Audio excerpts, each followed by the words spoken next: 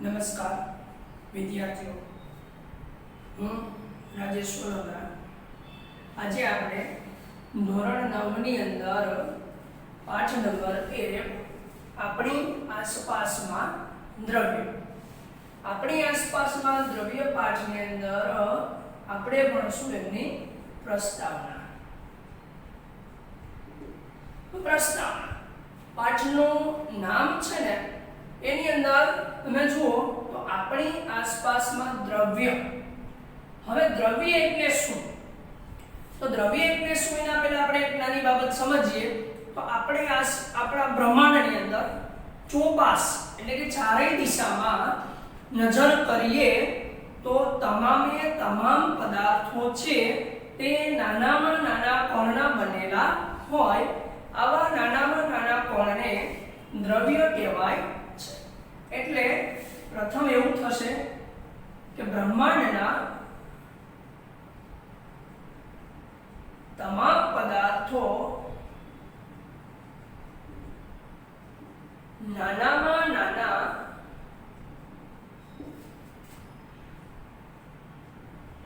કણના બનેલા હોય છે. તો આ નાનામાં નાના કણના બનેલા હોય તો એને આપણે દ્રવ્ય કહીએ. તો પ્રશ્ન એ થાય કે ભાઈ દ્રવ્ય એટલે શું? તો દ્રવ્ય એટલે શું? દ્રવ્યની વ્યાખ્યા શું છે? તો દ્રવ્યની વ્યાખ્યા એવી છે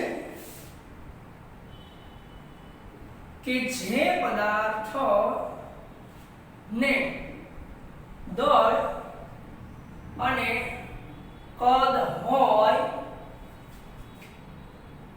તેને અથવા તેવા પદાર્થને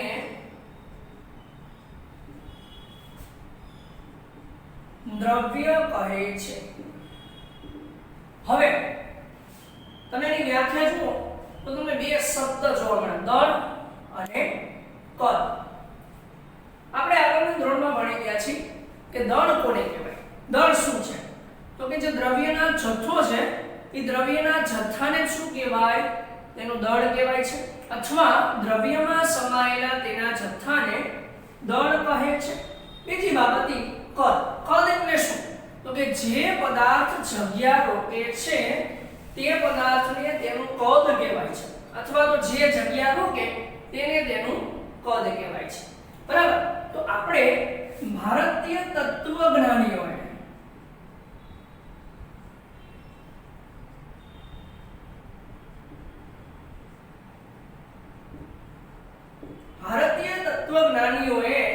આવા પદાર્થને 5 નામ આપેલા છે.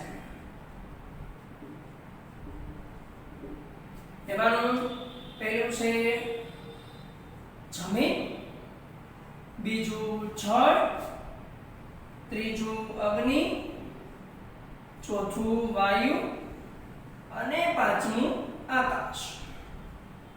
ભારતીય તત્વજ્ઞાનીઓનું કહેવું એવું છે કે આપણી આસપાસના એટલે કે બ્રહ્માંડના તમામ પદાર્થો જે નાનામાં નાના કણના બનેલા હોય છે ને, એ બધાય પદાર્થો છે ને એ 5 તત્વના બનેલા હોય છે. 5 પદાર્થના બનેલા હોય છે.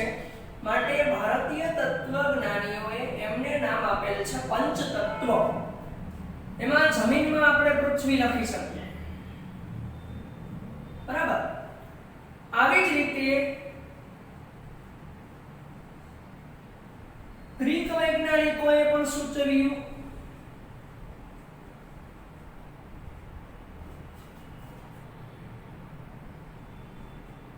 ગ્રીક વૈજ્ઞાનિકો પણ ભારતીય વૈજ્ઞાનિકની આ બાબતથી સંમત થયા અને એણે પણ એવું કીધું કે તત્વ છે ને એ 5 અવસ્થા ધરાવે છે: જમીન, જળ, અગ્નિ, વાયુ અને આકાશ. પણ હાલના વૈજ્ઞાનિકો, આધુનિક વૈજ્ઞાનિકો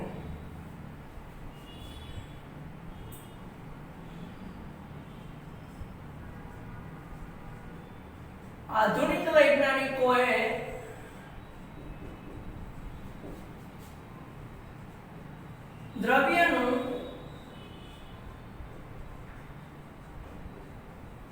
ગુણધર્મોને આધારે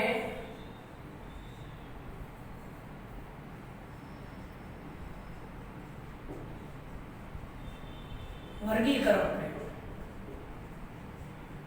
ઈ વર્ગીકરણ અહીં નીચે મુજબ છે. એમાં પહેલું આવશે ભૌતિક ગુણધર્મના આધારે, બીજું આવશે રાસાયણિક ગુણધર્મોના આધારે. એમાં આપણે આ પાઠની અંદર માત્ર ને માત્ર એના ભૌતિક ગુણધર્મને ભણવાના છે. તો આ ભૌતિક ગુણધર્મના આધારે, ભૌતિક ગુણધર્મ એટલે શું, કોને ભૌતિક ગુણધર્મ કહેવાય, પહેલા એના વિશે સમજીએ, પછી રાસાયણિક ગુણધર્મ વિશે સમજશું કે કોને કહેવાય, ભૌતિક એટલે શું. દાખલા તરીકે આપણે દૂર એક ગાયનું ઉદાહરણ લઈએ કે ગાય ઊભી છે. તો ગાય સફેદ રંગની છે, 4 પગ છે, 2 કાન છે, 2 આંખ છે, 1 નાક છે. તો બાહ્ય દેખાવ છે એને શું કહેવાય, ના ભૌતિક ગુણધર્મ. પણ જો એ ગાય પાસે જઈ અને એ આપણને પાછળથી લાત મારે તો એનો અંદરનો ગુણધર્મ એટલે કે રાસાયણિક ગુણધર્મ કહેવાય. રાસાયણિક ગુણધર્મ ક્યારેય બહારથી જોવા મળતો નથી. બાહ્ય દેખાવ જે દર્શાવે એને એ તત્વના, એ પદાર્થના ભૌતિક ગુણધર્મ કહેવાય છે. બરાબર. હવે તો એ આપણે ભૌતિક ગુણધર્મ વિશે આગળ ભણીએ, પણ એના પહેલા આપણે દ્રવ્યના ગુણધર્મ વિશે ભણવાનું છે. તો દ્રવ્યના ગુણધર્મ માટે પણ છે બે જૂથ બનાવ્યા.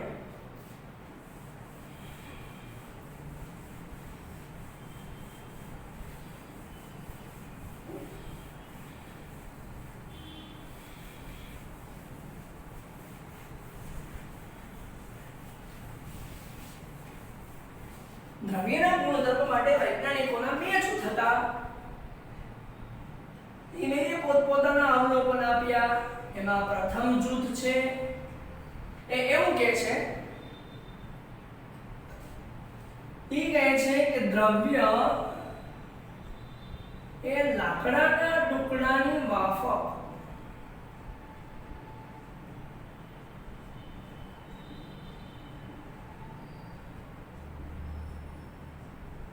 સતત છે. સતત એટલે કે એમાં વચ્ચે ક્યાંય જગ્યા છે ને ઘન છે. ઘન એટલે ક્યાંય અવકાશ જોવા મળતો નથી. જ્યારે બીજું જૂથ છે એને અવલોકન કરીને એવું કીધું કે દ્રવ્ય એ રેતીના નાના નાના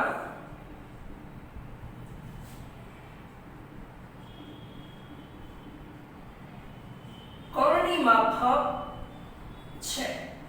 એનો અર્થ એવો થાય કે દ્રવ્ય છે ને અતિ સૂક્ષ્મ રેતી જેવા નાના નાના કણોથી બનેલો હોય છે.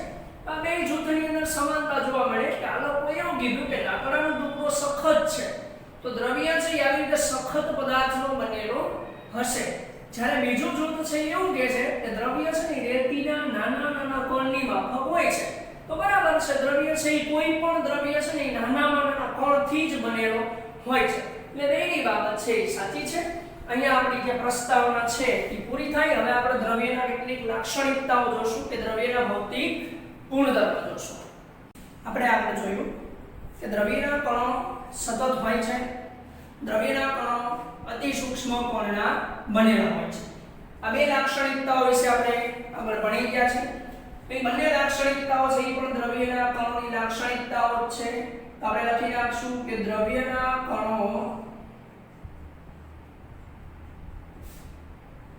સતત હોય છે. બીજી લાક્ષણિકતા થશે દ્રવ્યના કણો અતિ સૂક્ષ્મ કણોના બનેલા હોય છે.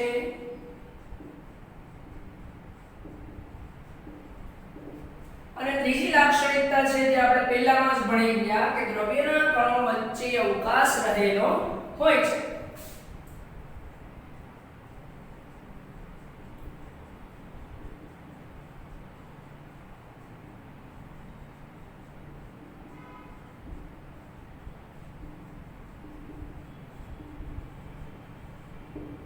અવકાશ.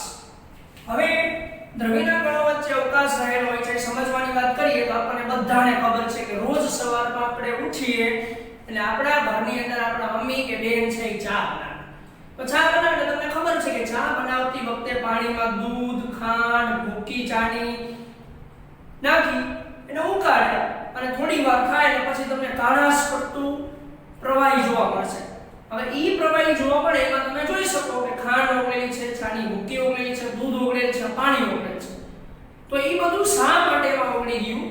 તો એટલા માટે ઓગળે છે કે દ્રવ્યના કણો વચ્ચે જો અવકાશ હોય તો એની અંદર આ વસ્તુ છે દાખલ થઈ શકે. આના પરથી ખ્યાલ આવે કે દ્રવ્યના કણો વચ્ચે અવકાશ રહેલો હોય છે અને એ અવકાશના લીધે જ દ્રવ્યના કણો વચ્ચે અન્ય દ્રવ્ય છે એ ગોઠવાઈ શકે છે. પછી બીજું, દ્રવ્યના કણો સતત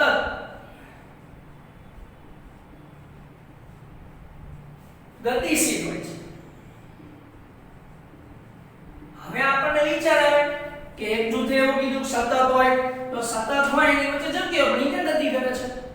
બીજા રૂપે એવું કીધું કે અતિ સૂક્ષ્મ કણના બનેલા હોય તો એ વિચાર આવે કે અતિ સૂક્ષ્મ કણના બનેલા હોય તો એ ક્યાં ગતિઓ કરતા હોય છે, બરાબર? તો એના માટે આપણે એક પ્રવૃત્તિ લઈએ. પ્રવૃત્તિમાં શું કરશું તો કે અગરબત્તી લેશું. અગરબત્તીને સળગાવી પછી એને આપણે બુઝાવીને ધુમાયમાન કરશું. ધુમાયમાન કરશું, દાખલા તરીકે હું આ રાખી દઉં છું. હું ને રાખું એટલે એનો ધુમાડો છે થોડીક વારમાં પેલી બેન્ચમાં બેઠેલા છોકરાઓ હોય એને ઈ અગરબત્તીની સોડમ આવશે, સુગંધ મળશે. સુગંધ મળશે, થોડી વાર થશે એટલે પાછળ થશે, છેલ્લી બેન્ચ સુધી એની સુગંધ છે એ પ્રસરી જશે. એનો અર્થ એવો થશે કે દ્રવ્યના કણો છે ને એ ગતિશીલ હોય તો છેલ્લી બેન્ચ સુધીના વિદ્યાર્થીઓ સુધી આ અગરબત્તીની સોડમ છે એ પહોંચી શકે છે. એટલે ખ્યાલ આવ્યો કે દ્રવ્યના કણો છે ને એ સતત ગતિશીલ હોય છે. હવે આની અંદર બીજી બાબત છે કે દ્રવ્યના કણો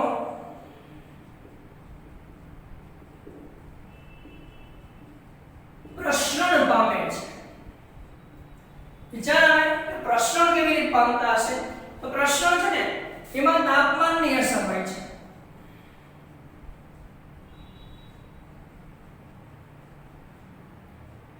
કે તાપમાનની અસરના લીધે પ્રસરણ પામતા હોય, બરાબર? તો જેમ તાપમાન વધુ તેમ પ્રસરણ વધુ. જેમ તાપમાન ઓછું એમ પ્રસરણ ઓછું. એનું કારણ છે એક ઉદાહરણ લઈએ. દાખલા તરીકે શરબત બનાવવો છે તો શરબત બનાવશું તો શરબતની અંદર પાણી નાખશું, ખાંડ નાખશું, લીંબુ નાખશું, પછી બરફ નાખશું. હા, બરફ છેલ્લે શું કામ નાખશું તો કે બરફ નાખવાથી પાણી ઠંડુ થઈ જશે. પાણી ઠંડુ થાય તો તાપમાન ઘટી જાય. તાપમાન ઘટે એટલે ખાંડ ઓગળવાની ઝડપમાં શું થાય છે? ઘટાડો થાય છે. એટલા માટે શરબત બનાવતી વખતે પેલા ખાંડ, પછી એની અંદર લીંબુ, ક્યારેક થોડુંક મીઠું પણ નાખે છે અને ઓગાળે ઝડપી ઓગળે છે. એ જ સાપેક્ષ આપણે લઈએ કે પેલા બરફ નાખ્યો હોય તો શું થાય કે તાપમાન ઘટી જાય એટલે ખાંડ અને મીઠું ઓગળતા થોડો વધારે સમય લાગે છે. હવે ત્રીજી બાબત છે ઘનતાની. તો ઘનતા પણ કેવી રીતે પ્રસરણ દ્વારા, ઘનતામાં પણ કેવી રીતે પ્રસરણ થતું હશે? તો ઘનતાની અંદર આપણે બે ઉદાહરણ લઈએ. એક લઈએ પાણી અને બીજું લઈ લઈએ મધ.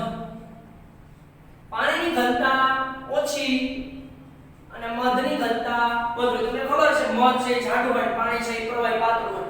એ રંગીન પાણી એટલા માટે લીધું કે આપણે પ્રવૃત્તિ જે લેવાની છે એ પ્રવૃત્તિમાં આપણે પાણી જોઈ શકાય.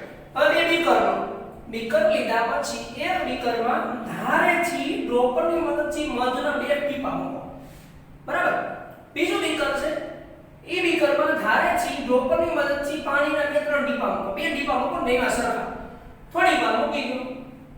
થોડી વાર પછી તમે જોશો તો પાણીનો જે બીકર છે એમાં પાણી બીકરના તળિયે પહોંચી ગયું છે અને આખા બીકરમાં ફેલાઈ ગયું છે.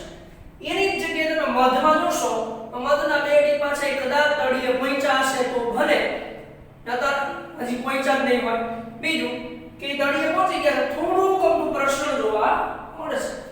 તો એના પરથી ખબર પડે કે ઘનતા વધુ હોય એમ પ્રસરણ કેવું હોય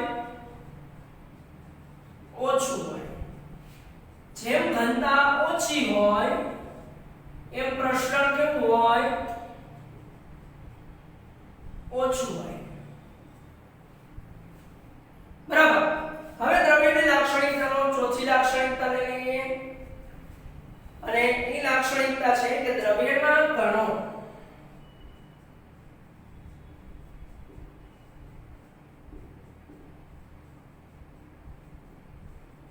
એકબીજાને આકર્ષે છે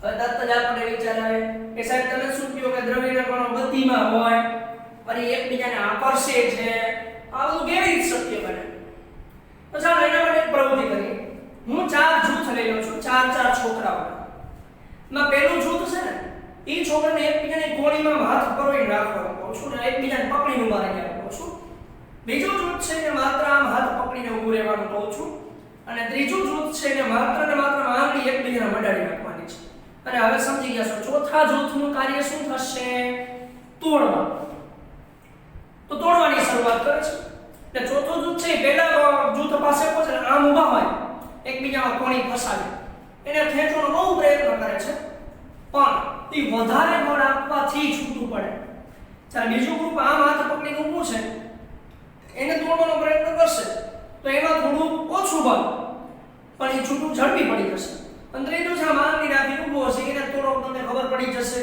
કે આમ ખાલી ખેંચવાની જરૂર પડશે સૌથી ઓછું બળ આપશું એટલે એ છૂટી જશે તો બસ દ્રવ્યના કણો છે ને એ આવી રીતે એકબીજાને આકર્ષેલા હોય છે દાખલા તરીકે ઘન હોય તો ઘન પદાર્થ સતત છે ને એમાં બળ વધારે હોય આકર્ષણ બળ પ્રવાહી છે એમાં આપણે હાથ પકડીને ઊભા થાય એવી રીતે બળ હોય અને વાયુ છે એમાં આંગળી માત્ર અડેલી હોય એને નોર્મલી ધક્કો આપવાની જરૂર પડે ત્યારે જૂથ છે એ સહેલાઈથી છૂટવું પડી જાય છે આ રીતે દ્રવ્યના કણોની લાક્ષણિકતા પહેલી લાક્ષણિકતા દ્રવ્યના કણો સતત હોય છે દ્રવ્યના કણો અતિ સૂક્ષ્મ કણોના બનેલા હોય છે દ્રવ્યના કણો વચ્ચે અવકાશ હોય છે દ્રવ્યના કણો સતત ગતિશીલ હોય છે એમાં આપણે જોયું કે પ્રસરણ પામે છે તાપમાન વધે એટલે પ્રસરણ વધે તાપમાન ઓછું તો પ્રસરણ ઓછું ઘનતા જેમ ઘનતા વધુ એમ પ્રસરણ દર ઓછો જેમ ઘનતા ઓછી એમ પ્રસરણ દર ઓછો હોય અને આકર્ષણની વાત કરીએ તો કે જેમ કણો વધુ ને વધુ નજીક ગોઠવાયેલા હોય તેમ આકર્ષણ બળ વધુ હોય જેમ કે ઘન પદાર્થ જેમાં કણો છૂટા છવાયા હોય અને આકર્ષણ બળ છે એ ઘન કરતા ઓછું હોય એને પ્રવાહી કહેવાય ત્રીજું કે જેમાં આકર્ષણ બળ નહીવત હોય છે કેવા પૂરતું આમ કઈ જ ન શકાય છે તો એને કહેવાય વાયુ હા દ્રવ્યના કણો એકબીજાને આકર્ષે છે આ થઈ દ્રવ્યના કણોની ચાર લાક્ષણિકતાઓ વંદે માતરમ જય ભારત થેન્ક યુ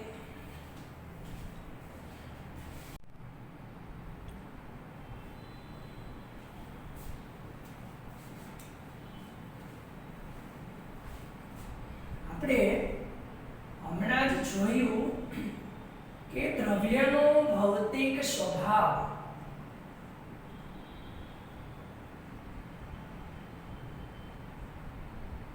આ દ્રવ્યના ભૌતિક સ્વભાવની અંદર આપણે જોયું કે જૂથ એક છે એને એવું કીધું કે દ્રવ્ય છે લાકડાના ટુકડાની જેમ સતત હોય છે બરાબર તો એના ઉપરથી આપણે પ્રવૃત્તિ લઈએ કે ભાઈ દ્રવ્ય સતત કેવી રીતે હોય છે તો એક પ્રવૃત્તિ ધ્યાનમાં લઈએ એક બીકર લેશું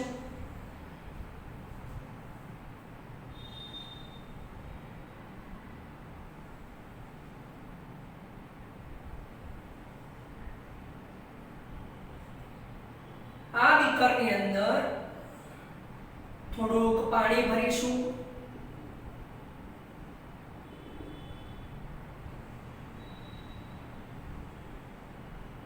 અને આમાં આપણે મીઠું નાખીએ એનામાં આપતું જવાનું છે કે ભાઈ પાણી સામાન્ય મીઠું અને ચમચી વડે આને હલાવીએ તો ચમચી વડે હલાવીએ તો આ સામાન્ય બાબત છે, બધા વિદ્યાર્થીઓને ખબર પડે, કોઈ પણ વ્યક્તિને ખબર પડે કે શું થશે, આ પાણીની અંદર મીઠું ઓગળી જશે. હા, મીઠું ઓગળી જાય તો પણ આપણને સીધું જ ખ્યાલ આવે કે મીઠું ગયું ક્યાં, તો કહી શકાય કે મીઠું પાણીમાં ઓગળી ગયું. પણ મીઠું પાણીમાં ઓગળી ગયું એ વાત સાચી છે, પણ જ્યારે આ પાણી પણ એક દ્રવ્ય છે, આપણે પંચ તત્વોમાંનું એક ઉદાહરણ લીધું છે જળ એટલે કે પાણી. પાણીની અંદર મીઠું નાખવામાં આવે છે તો મીઠું ઓગળી જાય છે, એનો અર્થ એવો થયો કે આ જે દ્રવ્ય છે એના કણોની વચ્ચે જગ્યા હોય છે. તો આપણે આ પ્રવૃત્તિ પરથી નિષ્કર્ષ એવો તારવીએ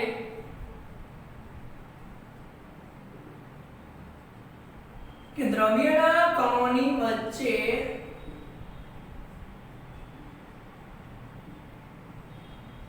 અવકાશ રહેલો છે. તો આના ઉપરથી આપણે કહી શકીએ કે દ્રવ્ય એ લાકડાના કણની જેમ, લાકડાના ટુકડાની જેમ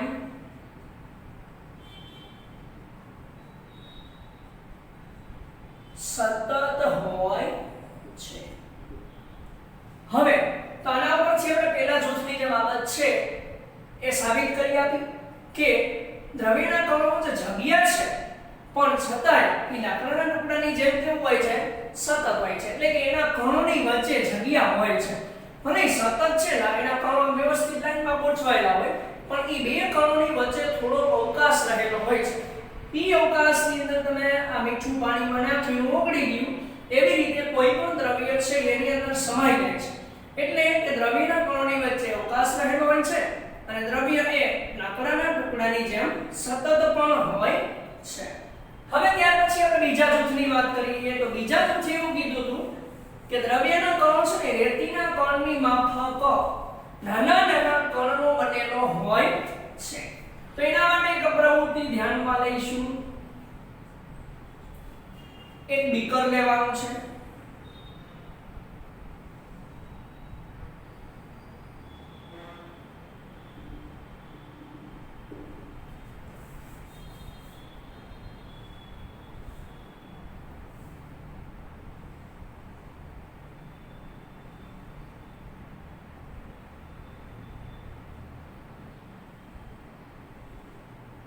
આ બીકરની અંદર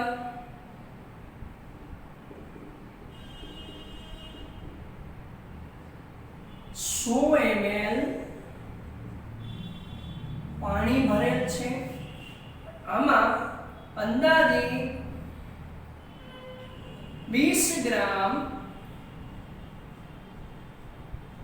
KMnO4 એટલે કે પોટેશિયમ પરમેંગેનેટ પદાર્થ ઉમેર્યો અને એને ચમચી વડે હલાવી અને ઓગાળી નાખશો. એટલે આ દ્રાવણ છે એ કેવું થઈ જશે, ગુલાબી રંગ ધરાવશે. હવે આવું જ એક બીજું બીકર લેશું બાજુમાં,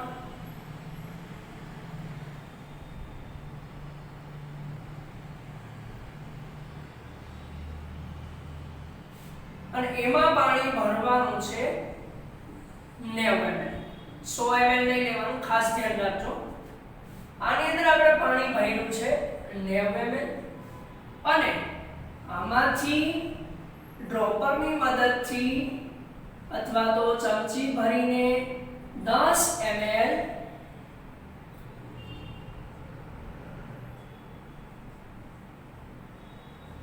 દ્રાવણ છે આમાં નાખી અને હલાવી નાખશું.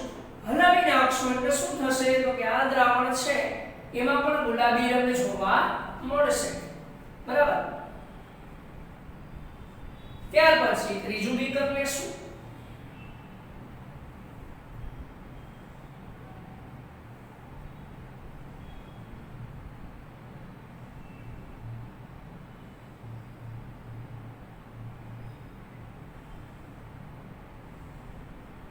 ત્રીજા બીકરની અંદર પણ પહેલા 90 ml પાણી લેશું.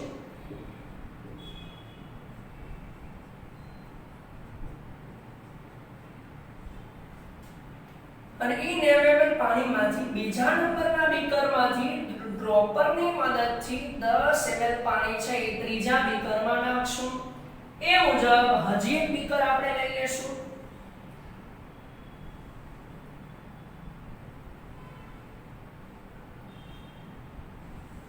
અને એ બીકરની અંદર પણ 90 ml પાણી ભરશું.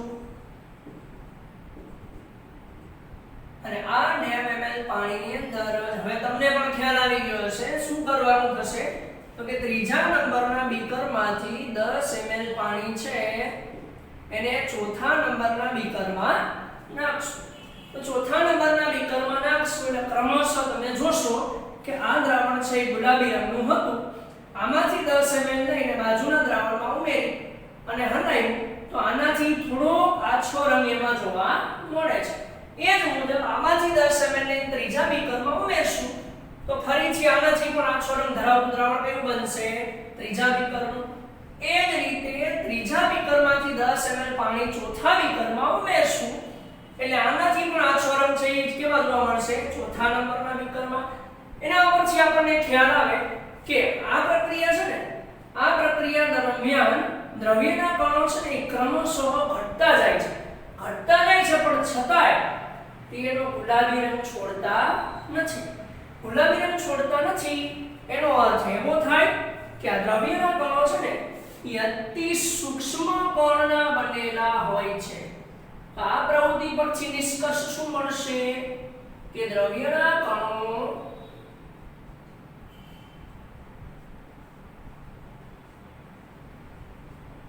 અતિ સૂક્ષ્મ કણોના બનેલા હોય છે કારણ કે એનો સ્વભાવ ક્યારેય છોડતા નથી. અને એના ઉપરથી જ આપણે બીજી એક બાબત લઈ લઈએ કે દ્રવ્યના કણોને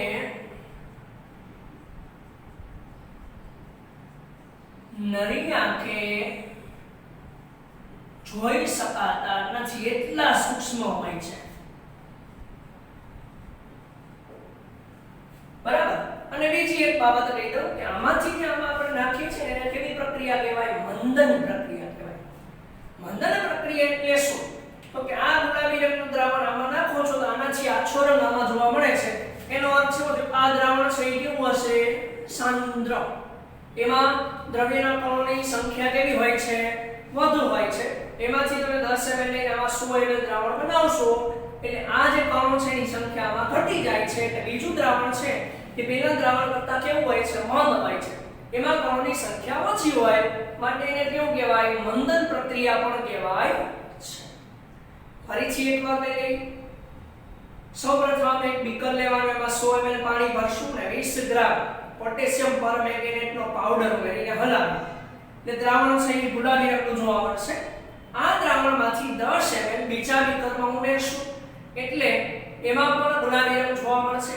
એવી રીતે ત્રીજામાં ઉમેરશું તો પણ જોવા મળશે, ચોથામાં ઉમેરશું તો પણ જોવા મળશે. એનો અર્થ એવો કે દ્રવ્ય છે ઈ એના રંગોના કણોને ક્યારેય છોડતો નથી પણ એની માત્રામાં ઘટાડો કરે છે. એટલે કહી શકાય કે ચોથા બીકરનો જે દ્રાવણનો રંગ છે એ પહેલા બીકરના દ્રાવણના રંગ કરતા કેવો હશે ખૂબ જ આછો હશે.